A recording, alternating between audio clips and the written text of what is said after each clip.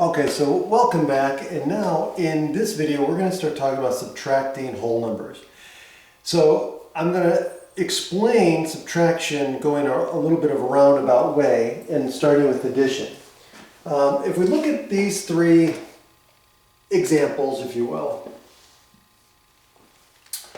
the first one is an addition problem. We're saying, hey, what does this equal? And it's a sum, right? So what sum does this equal? 3 plus 4 equals what? 7, right? So this is the way we would ask an addition type problem, okay? Where we're trying to find the sum, right? Okay. Here, we know the sum, but we're trying to find, hey, what number do I need to add to 3 to get 7? This is another way of looking at a subtraction problem. Okay? Because we're trying to find a number that needs to be added, or how much more needs to be added to 3 to get to 7. Okay? This is actually called the missing addend way of modeling subtraction. But that's not the way most of us look at subtraction. Okay? But this is going to help us think about subtraction problems when we see something like this. Because here we're saying, hey, 9 minus 4, and of course we all may know that, hey, if I have 9 apples and I subtract off 4, or I give 4 of them to my friend, how many apples are left? And we may say, oh, well, that's 5. Okay?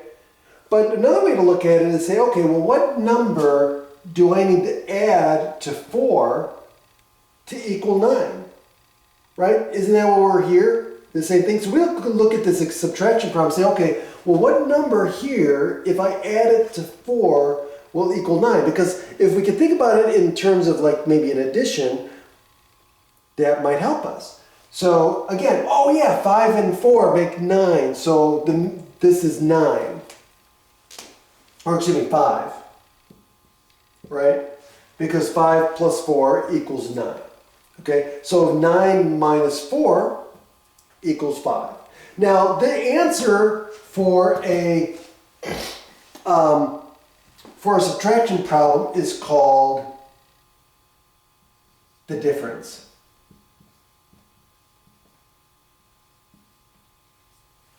Okay?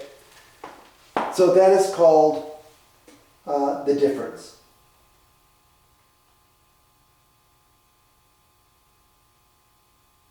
Okay, so now, that's really what we're going to start with.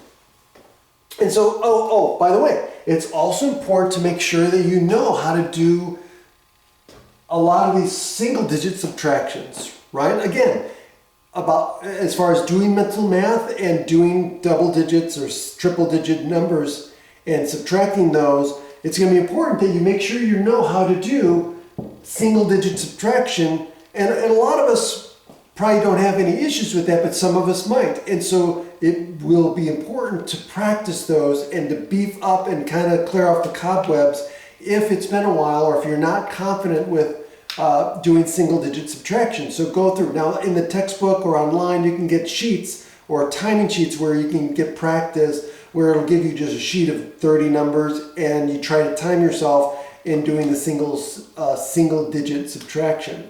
Okay? And again, it's important for when we go on to the harder stuff of doing the mental math.